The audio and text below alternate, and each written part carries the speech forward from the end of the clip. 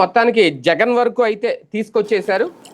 ఒక రకంగా అదనపు ఛార్జ్ షీటు లేదంటే రెండో ఛార్జ్ షీట్ అనుకోవాలి. ఇందులో జగనే సూత్రధారి అనేది సిట్ ప్రధానంగా ఆరోపించింది. అందులో భాగంగానే ముగ్గురు కీలక వ్యక్తులు ఎవరైతే ఉన్నారో బాలాజీ గోవిందప్ప కానీ, ధనుంజయ రెడ్డి కానీ, అలాగే కృష్ణమోహన్ రెడ్డి, వీళ్ళ ముగ్గురు ద్వారానే మొత్తం ఈ కుంభకోణం అంతా జగన్ ఆదేశాల మేరకే లిక్కర్ పాలసీ రూపొందించడం కానీ, ధరల మార్పులు చేయడం కానీ ఇవన్నీ నిర్ణయాలు తీసుకున్నారు అనేది అయితే తేల్చేసింది. దాదాపుగా ఇక నెక్స్ట్ మిగిలింది ఏంటి, ఇంకో ఛార్జ్ షీట్ ఏమన్నా ఉంటుంది అని కూడా అంటున్నారు.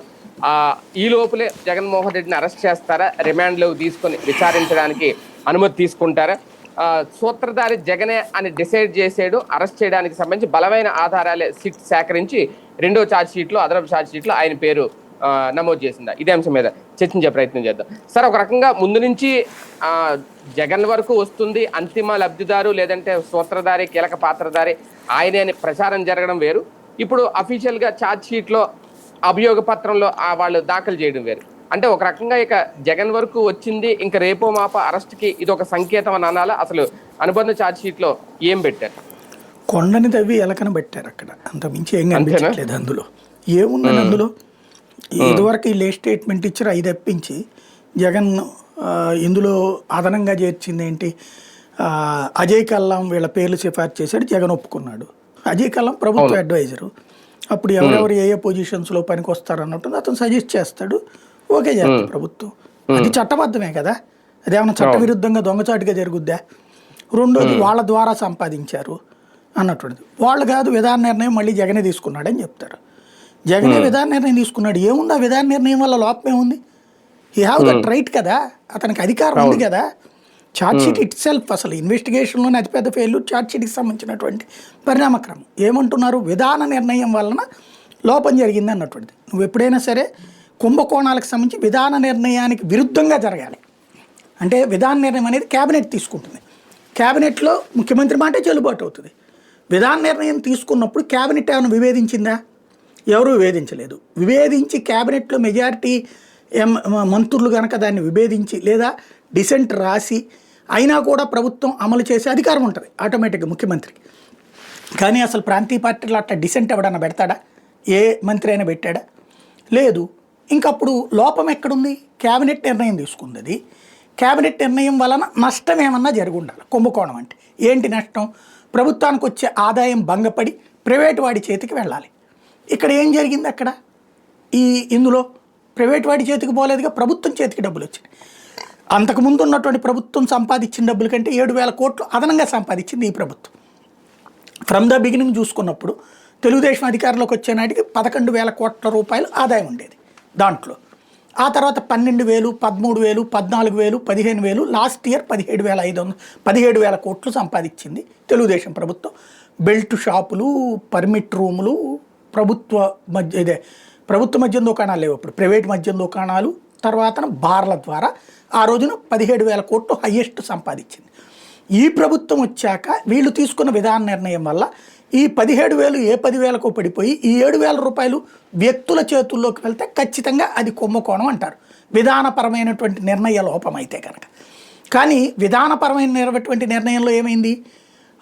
అసలు అలాగ ప్రైవేటు తీసేసి మొత్తం బార్ల వరకు మాత్రం వాళ్ళు కోర్టుకు వెళ్ళడం వల్ల ఆగింది. ఈ మద్యం దుకాణాలన్నిటికి కూడా అది కూడా వాళ్ళ లైసెన్సులు ఉన్నంత వరకు ఉండనిచ్చారు. లైసెన్స్ అయ్యాక కొత్తగా టెండర్లు పిలిచేటప్పుడు విధాన నిర్ణయం మార్చేసుకుని అది కూడా కొన్ని రోజుల పాటు వాళ్ళనే కంటిన్యూ చేయించారు, పాత మద్యం దుకాణందారులనే. ఆ తర్వాత ప్రభుత్వం ఈ పాలసీ తీసుకుని అన్నీ ప్రభుత్వ మద్యం దుకాణాలే ఉండాలి అంది. ప్రభుత్వం తరపునే సిబ్బందిని పెట్టారు. దెన్ అప్పుడు డబ్బులు ఏమన్నా పోయి ప్రైవేట్ వాడికి ఏమన్నా వచ్చినాయి అంటే ప్రైవేట్ వాడు సంపాదించుకునే 7,000 కోట్ల రూపాయలు ప్రభుత్వానికి వచ్చినాయి. అంటే 25,000 కోట్ల రూపాయలకి డబ్బులు ఎగబాకినాయి అంటే ఏంటి? ఫస్ట్ ఇయర్ 17,500 కోట్ల రూపాయలు, రెండో ఏడాది 18,000 కోట్ల రూపాయలు. కరోనా టైంలో అసలు రాకూడదు లెక్క ప్రకారం అయితే, కానీ కరోనా టైంలో గ్యాప్లో వాళ్ళు మద్య నిషేధాన్ని పక్కన పెట్టి మద్యాన్ని ఇచ్చారు వాళ్ళకి. ఆ తాగిన ఇంపాక్ట్తో 18,000 కోట్లు వెళ్ళింది. ఆ తర్వాత 21,000 కోట్లు, చివరిలో 25,000 కోట్లు. అంటే ఎప్పటికప్పుడు 500, 1,000 కోట్ల నుంచి 7,000 కోట్ల దాకా పెరిగింది. అప్పుడు విధాన నిర్ణయం తప్పని ఈ ఛార్జ్షీట్లో ఏమని చూపెడతారు? విధాన నిర్ణయానికి సంబంధించినటువంటిది ఆ నిర్ణయం తీసుకుని తప్పు చేశారు అని రాశారు. అది ప్రూవ్ చేయాలంటే అవినీతి జరిగి ఉండాలి. ఏది ప్రభుత్వ ఆదాయం పడిపోయి ఉండాలి, అది లేదు.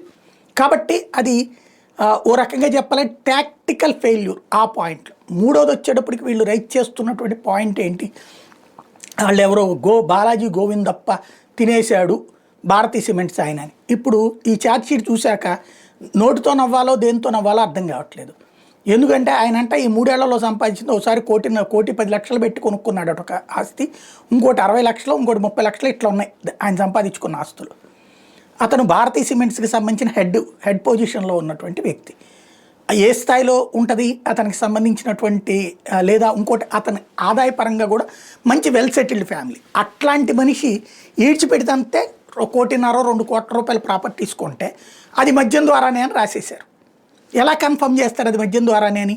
ఇంకోటి ఆన్లైన్ రిజిస్టర్ చేసినటువంటి ఆస్తులు, ఆన్లైన్లో రిజిస్టర్ చేయడం అంటే ఏంటి అర్థం? అవి ఇలా రిజిస్ట్రేషన్ కాకుండా వీళ్ళ చేతిలో ప్రాపర్టీ ఉందనుకోండి, అది కుంభకోణం అవుతుంది. రిజిస్ట్రేషన్ అంటే ఏంటి? నీ ఇన్కమ్ ట్యాక్స్ రిటర్న్స్లో చూపెడుతున్నావు. ఇన్కమ్ ట్యాక్స్ రిటర్న్స్లో చూపించడం మీన్స్ ఆటోమేటిక్గా వైట్ పని.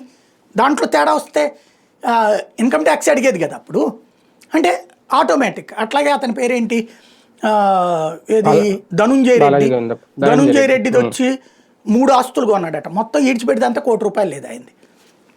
ఆయన ఇంకొక ఆయన ఓఎస్టీ కృష్ణమోహన్ ఆయన్ని 30 లక్షల 40 లక్షల ఆస్తులు కొన్నాడట. కోట్లు సంపాదించారని ఇప్పటిదాకా వీళ్ళు నిజంగా సాధారణంగా మనకి పేపర్లో అడ్వర్టైజ్మెంట్ కాస్ట్ మీకు తెలుసు. కలర్ దీంతో అయితే కనుక ఎన్ని కోట్ల రూపాయలు వాల్యూ చేస్తుంది, ఫ్రంట్ పేజ్ అయితే అంత, బ్యాక్ పేజ్. ఇవాటి వరకు ఈనాడు ఆంధ్రజ్యోతిలో రాసిన ఈ వార్తల కారణంగా అయినటువంటిది అడ్వర్టైజ్మెంట్ అనుకుంటే, దానికైనా ఖర్చుని కనుక లెక్కేస్తే ఇది కూడా రాదు దీంట్లో. కోట్లలో అవుతుంది. అదే కమర్షియల్ వార్త అనుకుంటే, ఈ ఏడాదిలో వీళ్ళు రాసింది ఈ లెక్కర కుంభకోణం గురించి రాసిన వార్తలు, వీళ్ళ మీద రాసిన వార్తలు ఇంకేమక్కర్లా, అవన్నీ ఆ టైం ప్రకారం వీళ్ళు స్లాట్ లెక్కేసి కౌంట్ వేస్తే వీళ్ళు ఇప్పుడు సంపాదించారని చెప్తున్న ఆస్తి కంటే ఎక్కువ ఖర్చు పెట్టుంటారు వీళ్ళ పేపర్లో. ఒక రకం పేపర్లకు అంత నష్టమే అంత నష్టం అనమాట. అంటే వాళ్ళకి అంత పబ్లిసిటీ ఇచ్చినట్టు ఒక రకంగా చెప్పారు ఫ్రీగా. అదే వాళ్ళని అడగాలి, ఏమన్నా మీరు మీ ఆస్తిని అమ్మేసైనా మీకు అడ్వర్టైజ్మెంట్ వేసి పెట్టాను డబ్బులు ఇవ్వండి అని అడగాలన్నమాట. అంత సిల్లీగా ఉంది అక్కడ. ఇంకోటి ఆయన ఎవరిది, రాజ్ కేసిరెడ్డికి సంబంధించి ఆయన ఆస్తులు, ఆయన కానీ ఆయన భార్య ఆస్తులు కానీ అన్ని చట్టబద్ధం కదా. ఇప్పుడు అవినీతి అంటే ఏంటి? అక్రమంగా దాచిన డబ్బు తీయాలి. ఎంతమంది 30 కోట్లు ఆయన వ్యాపారానికి సంబంధించినటువంటి తీసి ఇయ్యా అన్నారు. అది తాత ముత్తాతల నాటి నుంచి ఆస్తి అనేది లెక్కలతో సహా చెప్పుకొచ్చాడు అతను, ఎవరు, కేసిరెడ్డి. ఇంకా అక్కడ ఏం దొరికింది? నెక్స్ట్ 11 కోట్లు. పోనీ అదే కేసీఆర్ గనక బీజేపీ వాళ్ళు మన ప్రభుత్వాన్ని కూల్చడానికి కుట్ర పన్నారని చెప్పి ఎవడో ఊరు లేని సన్నాసుల్ని తీసుకొచ్చి పెట్టాడు చూడండి, వీళ్ళే బీజేపీ అని చెప్పి. అట్లాగా ఇందులో కూడా ఎవరిదో ఫామ్ హౌస్లో దొరికిన డబ్బులు తీసుకొచ్చి వీళ్ళదే అని చెప్పి, లేదు నాకు వాళ్ళు చెప్పారు, ఆ పవన్ అనే అతను చెప్పాడు, లేకపోతే సుబ్బయ్య చెప్పాడు, రామయ్య చెప్పాడంటే ఏం వాల్యూ ఉంటుంది అందులో? అది ప్లాంటెడ్ అవుతుంది ఆటోమేటిక్, ఎక్కువ నిలబడదు అట్లాంటిది. ఇంకోటి అతను చాలా తెలివిగా చేసింది, అక్కడే నవ్వులు పాలైపోయింది ఏంటంటే కోర్టులో అవన్నీ ఫింగర్ ప్రింట్స్ అయినా తీయమన్నాడు. డేటా అంతా తీయమంటే వీళ్ళు గబగబా అర్జెంటుగా నేను బ్యాంకులో వేసేసామని కాదని చెస్ట్కి పంపించేసామని చెప్పి చివరికి ఆ తరహా డ్రమటైజ్ చేయడంతోనే అందులో ఉన్నటువంటి నాటకం బయటపడిపోయింది. ఇప్పుడు ఇంకేం దొరికినాయి అంటే ఏదో బోగస్ కంపెనీలు అయ్యి అని పెద్దది రాసుకొచ్చారు. ఆ బోగస్ కంపెనీలో డబ్బులు ఎక్కడి నుంచి ఉన్నాయి, ఏమున్నాయి. ఇక చివరికి అందుకని ఆంధ్రజ్యోతి రూట్ మార్చేసింది, మీరు అబ్జర్వ్ చేయండి. హైలైట్ ఇది కాకుండా అనేక మంది ఒకళ్ళకి లోపల పేగులు కాలిపోయినంట, ఇంకోళ్ళకి ఏదో కాలిపోయిందంట. నాకు తెలియక అడుగుతాను, ఒకే డిస్టిలరీ నుంచి వచ్చిన మందు అయ్యే కంపెనీలు ఎప్పటి నుంచి ఇప్పుడు కూడా అయ్యే కంపెనీలు ఇస్తున్నారు. అప్పుడు నాసిరకం అయితే అంటే ఒక పాయిజన్ అనుకుందాం ఫర్ ఎగ్జాంపుల్, ఒక బాటిల్ ఒక్కడి కోసం ఎవరు కాదు, వీళ్ళు 1,00,000 బాటిళ్ళు ఒకటే కదా తయారు చేసింది. ఒకటికి మాత్రమే పేగుమాడి మిగతా వాళ్ళందరూ బతికిపోయారా? ఒకటే కదా డ్రింక్ అనేది, ఒక్కొక్క డ్రింక్ సపరేట్ గా తయారు చేసి ఇచ్చింది అదే అన్న. ఇకపోతే అనారోగ్యాలు, మందు వల్ల అనారోగ్యాలు కాకుండా ఆరోగ్యం వస్తుందని చెప్పి అదేమన్నా బూస్ట్ హార్లిక్సా వాటితో రావడానికి, హెల్త్ డ్రింకా దాన్ని చెప్పుకోవడానికి? ఇప్పుడు తాగుతున్న మందు వల్ల ఏమన్నా ఏది దాంతో ఉత్తేజం వచ్చేసి దాన్ని ఏమంటారు, అందరికి కిడ్నీ సమస్యలు పోయి గుండె జబ్బులు పోయి సుఖ సంతోషాలతో ఉంటున్నాడని ఏమన్నా వీళ్ళు సర్టిఫికేట్ ఇస్తారా? ఏ తాగుడైనా తాగుడంటేనే చావడానికి వెళ్ళడం, కాకపోతే నవ్వుతూ చావడం కాదు, తీసుకు చావడం. మొదట్లో సంతోషంతో ఉక్కిరి బిక్కిరి, ఆ తర్వాత తీసుకు చావడం తాగుడు అంటేనే.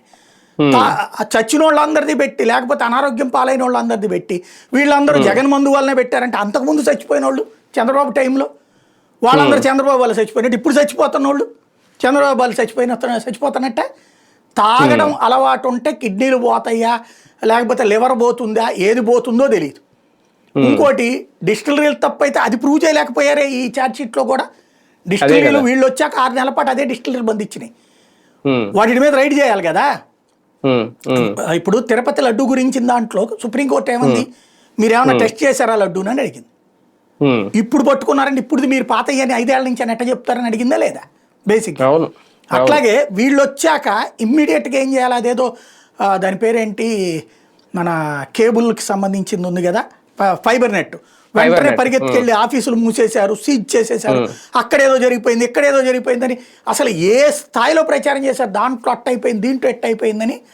ఇప్పుడు అదే ఫైబర్ నెట్ ఏం చేస్తున్నారు, కంటిన్యూ అవుతుందా, ఆపుకున్నారా? అట్లాగా ఫైబర్ నెట్లో మూసేసినట్టు ఇది కూడా మూసేసి లెక్కలు తీసుకోవచ్చు కదా. ఏది, ఈ డిస్టిలరీ అన్నిటిని సీజ్ చేసి అందులో ఉన్నటువంటి మందు బాటిల్ చెక్ చేసి దాంట్లో ఆరోగ్యకరమైన మందు, అనారోగ్యకరమైన మందా, మందులో హెల్త్ డ్రింక్ ఏమైనా కలిపారా లేదా అనేది కనుక్కుంటే సరిపోయేది కదా. మందులో ఏ పాళ్లల్లో ఉండాలి అనేటటువంటిదే కదా. మందులో మత్తు ఎక్కువ అంటే రోగం ఎక్కువ వస్తాయి, అంతే కదా. మందులో మత్తు తక్కువ ఉందనుకోండి, ఇప్పుడు వాళ్ళందరూ ఇంతవరకు ఏమి ఏడ్చేవాళ్ళు, మాకు కిక్ ఎక్కలేదు అని. కిక్ ఎక్కట్లేదు. మందులో నాసి రకం కలిపితేనే కిక్ ఎక్కుతుంది. ఇది కామన్ సెన్స్, ఎవరిని అడిగినా చెప్తాడు. మద్యానికి సంబంధించి మద్యం నాటు సారా, కాపు సారా ఎందుకు తాగుతారు, వాటిట్లో ఈ నాసి రకం కలుపుతారు. ఆ నాసి రకం వల్లే కిక్ వస్తుంది. వాళ్ళకి కిక్ ఎక్కలేదనే కదా జగన్ తిట్టుకుంది. మా రుచికరమైన మందు లేదు, మా కిక్ ఎక్కలేదని. కిక్ ఎక్కని ఇట్లాంటి మందు అది నాసిరకం అని ఎట్లా చెప్తారు వీళ్ళు. అక్కడే తేడా. నాసిరకం, మందులో నాసిరకం అంటే అర్థం ఏంటంటే ఆరోగ్యకరం కొంతవరకు, ఓ రకంగా చెప్పాలి. మందులో నాసిరకం అంటే ఆరోగ్యకరమైంది, ఆరోగ్యకరం, ఆల్కహాల్ అది తక్కువ ఉంది అని అర్థం. బీర్ని ఎందుకు ఎక్కువ ప్రయారిటిస్తారు, ఆల్కహాల్ తక్కువ ఉంటుందని, అంతే కదా. అట్లాగే విస్కీలు, బ్రాండీలు అంటుంటారు, ఏంటో మరి వాటిలో ఎంత ఉందో వీటితో పోల్చుకుంటే బీర్ కంటే ఎక్కువ ఉంటుందని కదా. ఎక్కువ ఉంటుంది. ఇవి సహజ సిద్ధంగా తెలుసుకోవాల్సినటువంటి, తెలియదా తాగేవాడికి అందరికి తెలియదా, తాగడం తెలియని నాలాంటి వాళ్ళమే తెలుసుకుని నేర్చుకుంటున్నాం, విషయం తెలుసుకుంటున్నాం. ఇప్పుడు ఇవి తెలియదా, ఇది ఒక ఎత్తు. ఇంకొక కాన్సెప్ట్ ఏంటి, ఇక డబ్బులు ఎప్పుడైనా సాధారణంగా వీళ్ళు రేపు పొద్దున కోర్టులు కానీ అంటే ఇప్పుడు దీంట్లో జగనే అని క్వశ్చన్ మార్క్ పెట్టి వదిలేశారు. జగన్ ఏవన్గా పెట్టాలిగా, జగన్ నిందితుడిగా చేర్చాలిగా. ప్రయారిటీ ఎందుకు డౌన్ అయిపోయింది దీంట్లో? ఇప్పటికీ అది అమ్మాయి ఎవరు, ముంబై నటి కేసు, దాంట్లో జగనే అయిపోయాడు, జగనే మాట్లాడేశాడు. ఆ తర్వాత తిరుపతి లడ్డు జగనే పంది మాంసము ఆవు మాంసం కల్పించాడు, అయిపోయాడు. ఆ తర్వాతన అతని ఇంకోటి ఏంటది, వివేకానంద రెడ్డి జగనే బాబాయిని హత్య చేశాడు అని వీళ్ళే మాట్లాడుకొచ్చారు. ఇప్పుడు ఇది ఒకటి లెక్కరు, జగనే ఇవన్నీ అనేటువంటి. వీటిట్లలో ఈ ఏడాదిన్నరలో జగన్కి వీళ్ళు ఉరేసేశారు 100 సార్లు, 100 సార్లు ఏంటి 1,00,000 సార్లు. రోజు పేపర్లలో, టీవీలలో డిబేట్లు తప్పించి ఈ 4 ఏట్లో ఏమైంది జగన్ దగ్గరికి? ఇప్పుడు ఇంకో ఛార్జ్ షీట్ కాదు, 100 ఛార్జ్ షీట్లు పెట్టు, ఏం చేస్తావు? జగన్ దగ్గరికి ఏం తీసుకుని వెళ్దాం అనుకుంటున్నారు? ఇప్పుడు వాస్తవంగా ఏంటంటే 90 రోజులకి ఛార్జ్ షీట్ వేయాలి కాబట్టి వేశారు. చివరికి వీళ్ళ వాళ్ళు కొనుక్కున్న ఇంటినే సాక్ష్యాల కింద చూపెట్టారు, వాళ్ళు కొనుక్కున్న స్థలాలు. అదేమంటే ఇంతకు ముందు ఉన్నటువంటి దాన్ని ఏమంటారు, వాళ్ళకు వచ్చే జీతాల కంటే ఎక్కువ అనేది. వాళ్ళకి శాశ్వతం ఆస్తులు ఉండవా, వాళ్ళు ఐటీ రిటర్న్ సబ్మిట్ చేస్తారు కదా. నువ్వు ఎట్లని ఏదైనా ఇబ్బంది పెట్టాలనుకుంటే ఏసీబీ కేసు పెట్టచ్చు, ఆదాయానికి మించిన ఆస్తుల కేసు. కానీ ఇది సిట్ కేసు కాదు, లిక్కర్ కేసు కాదు. కాబట్టి ఓవరాల్గా జగన్ని పత్రికల ద్వారా దోషం చేశారు, టీవీల ద్వారా దోషం చేసేసారు తప్పించి ఇందులో ఎలా ప్రూవ్ చేయాలి అన్నటువంటి దగ్గర ఇంకా మల్లగొల్లాలు పడుతున్నారు. వాడి స్టేట్మెంట్ నేను ఇంతకుముందు కూడా చెప్పా, హియర్సే ఎవిడెన్స్ నాట్ వ్యాలిడ్, వాడు చెప్పాడు ఈడు చెప్పాడు అన్నటువంటి కోణంలో చర్చ కుదరదు. ఆ కారణంగా ఆగుంది ఇక్కడ విషయం. అరెస్ట్ అయ్యి లోపల ఉన్న నిందితులు ఎవరైతే ఉన్నారో రిమాండ్ లో, వాళ్ళను బయటికి రానివ్వకుండా చేసే ప్రయత్నం కూడా జరుగుతుందా ఇమీడియట్ గా ఈ ఛార్జ్ షీట్లు దాఖలు చేసి? అంటే ఆ, వాళ్ళకి సంబంధించి ఇంకొక ఛార్జ్ షీట్ అనే పదం ద్వారా అది నడుస్తుంది. ఇప్పటికి 2 పెట్టేసామంటే యాక్చువల్గా అయితే కానీ ఫస్ట్ ఛార్జ్ షీట్ తర్వాత బెయిల్ ఇచ్చేయచ్చు. రెండో ఛార్జ్ షీట్ కూడా పెట్టేశారు కాబట్టి బెయిల్ ఇచ్చేయచ్చు. ఇక మేబీ మళ్ళీ మూడో ఛార్జ్ షీట్ పేరుతో ఇదివరకు జగన్ని బయటకు వచ్చే ముందు ఇంకా ఛార్జ్ షీట్ ఉంది ఇంకా ఛార్జ్ షీట్ ఉందని ఎట్టయితే చెప్పుకొచ్చారో ఆ కారణాలు చెప్పి ఆపే ప్రయత్నం చేస్తారనుకుంటా వీళ్ళు. కానీ ఒకటి సార్, ఫైనల్ గా ఇది కేసు అంటే ఫైనల్ స్టేజ్కి వచ్చింది అనుకోవాలా, లేదంటే నీరు గార్చి ఇంకా సద్దుమని ఇందాక మీరు అన్నట్టు 2 వెర్షన్స్ వినిపిస్తున్నాయి. ఒక పక్క ఈనాడు కంప్లీట్ వెర్షన్ ఏంటంటే ఈ ఆస్తులు ఎక్కడికక్కడ వాటిని ఖర్చు పెట్టేశారు అనేది మొత్తం వీళ్ళు చూపించిన లెక్కలు. బోగస్ కంపెనీలు పెట్టారు, లేదంటే కొన్ని ప్రాజెక్టులు పెట్టారు, అందులో డమ్మీ కంపెనీలో జీతాలు ఇస్తున్నారు, మొత్తం ఇలా లెక్క రాసుకొచ్చారు. రాజకేశ్వర రెడ్డి ఆస్తులు కానీ ఇంకోళ్ళు. వీళ్ళు మాత్రం కంప్లీట్ గా నకిలీ మద్యం అనే పేరుతోనే వెళ్తున్నారు. మొత్తం విషం అమ్మారు, ప్రాణాలు తీసేశారు జనాల్ని. అంటే చట్ట ప్రకారంగా సాధ్యం కాదా జగన్ అరెస్ట్ చేయడం? చట్ట ప్రకారంగా సాధ్యం కాదు కాబట్టి లిక్కర్ స్కామ్ పేరుతో ప్రజల్లో వ్యతిరేకత తీసుకొచ్చే ప్రయత్నం 2 కోణాల్లో జరుగుతుందా? బేసిక్గా ఇవాళ రోజున దాని పేరేమంటారు, బెల్ట్ షాపులు, పర్మిట్ రూములు, బార్లు, తాగి తందనాలు ఆడుతూ ఉండటం, వీటి ఇంకోటి రేట్ ఎక్కువ అమ్ముతున్నారు. అది చాలా పెద్ద కుంభకోణం. నువ్వు 100 రూపాయల బాటిల్ 10 రూపాయలకి అమ్మావంటే, ఎంఆర్పి కంటే ఎక్కువ అమ్మావంటే అది పెద్ద సిండికేట్ వ్యవహారం. అది అంతకంటే దోపిడీ లేదు. రెండవది వచ్చేటప్పటికి త్రూ ఎక్సైజ్ డిపార్ట్మెంట్ ద్వారా కాకుండా వీళ్ళు వేరేగా అమ్ముతున్నారు, వేరే రాష్ట్రాల నుంచి తెచ్చి కూడా అమ్ముతున్నారు. ఇవి పెద్ద పెద్ద కుంభకోణాలు. యాక్చువల్గా రూపాయి కాదు 2 కాదు, 100,000 కోట్ల కుంభకోణాలు ఇవి. మన చుట్టుపక్కల గోవాలో తయారైన మద్యం కానీ, కర్ణాటకలో కానీ, తమిళనాడులో కానీ రికార్డు తెస్తే ఇప్పుడు బల్క్గా కొన్నవన్నీ ఆంధ్రాకే వస్తున్నాయి. కాబట్టి అదొక పెద్ద కుంభకోణం నడుస్తుంది. అసలు అటువైపుకి జనం దృష్టి పోనీయకుండా చేస్తున్నారు. అంతే వీళ్ళు చేస్తున్నటువంటిది ఏంటంటే 2 కోణాలు. ఒకటి, ఇప్పటిదాకా సూపర్ 6కి సంబంధించి ప్రజలకి చర్చ రానియకుండా జగన్ విధ్వంసం అనే చర్చ. రెండవది, ఇప్పుడు ఇక ఎండింగ్ స్టేజ్కి వచ్చింది. ఇప్పుడు 2 కోణాలు. ఒకటేంటంటే నెక్స్ట్ ఛార్జ్ షీట్లో జగన్ పేరు చెప్పి వేసేసి పిటిషను, మీరు పర్మిషన్ ఇస్తే మేము వెళ్ళి సోదాలు చేసి ఆయన అరెస్ట్ చేస్తాం అని కోర్టును అడగటం. లేదు అంటే కనుక జగనే వీళ్ళందరికీ కూడా సూత్రధారి అని తెలిసింది, బట్ జగన్కి వీళ్ళే సమకూర్చారు, ఇది కోర్టే ధృవీకరించాలి అని చెప్పేయడం. అంటే జగన్ అరెస్ట్ చేయకుండా, జగన్ అరెస్ట్ చేయాలనేది రాజకీయ నిర్ణయమే. రాజకీయ నిర్ణయం ఇక్కడ వీళ్ళు ఏం చేస్తున్నారు, ఇప్పుడు మీరు అబ్జర్వ్ చేస్తే లాస్ట్ 3 months నుంచి ఒక ప్రచారం ప్రారంభించారు.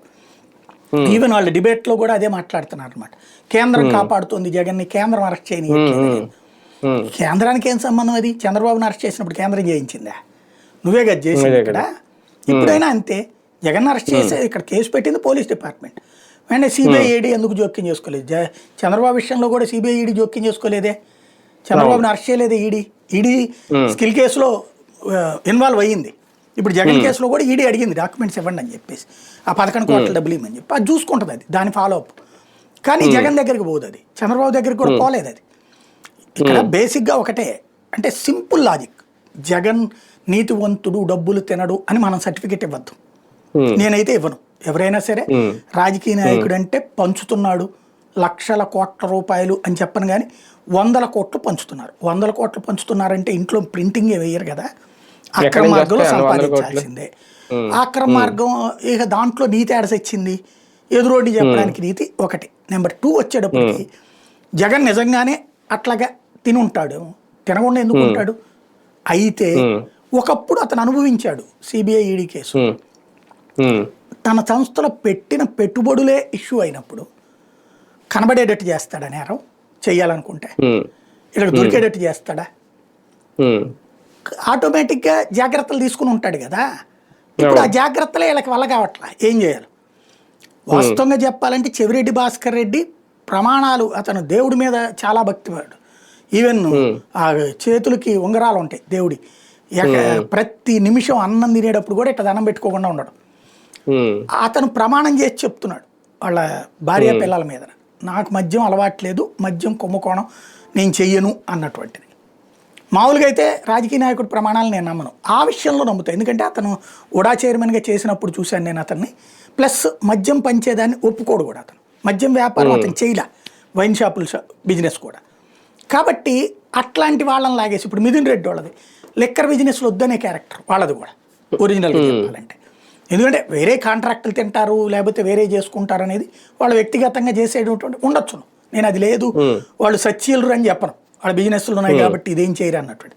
బట్ లిక్కర్ విషయంలో వాళ్ళకి సంబంధం లేదన్నటువంటిదే వాళ్ళు చెప్పేటటువంటి పాయింట్. మిగతాది ఉండొచ్చును. ఈ డబ్బులు బల్క్గా నేను చెప్పినట్టు కింద షాపుల రేంజ్లో కింద తినలేదు, ఇది గుర్తుపెట్టుకోవాలి.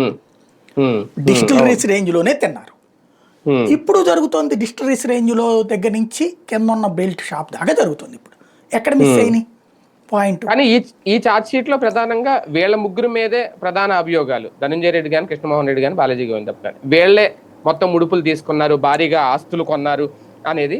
అంటే వీళ్ళు ఇరుక్కోబోతున్నారు రేపొద్దున ఇందాక చెవిరెడ్డి భాస్కర్ రెడ్డి గారు కానీ, మిథున్ రెడ్డి గారు వీళ్ళ మీద బయటకు వచ్చేసి వీళ్ళ మీద మాత్రమే సీరియస్ గా ఉండబోతుంది ఆ కేసు ఈ ఛార్జ్ షీట్ చూస్తే. అట్లేం లేదు, అందరి మీద ఉన్నట్టు రాజకేశ్ రెడ్డి మీద ఉన్నట్టు వీళ్ళ ముగ్గురిది ఈ సెకండ్ ఛార్జ్ షీట్ వీళ్ళ ముగ్గురు.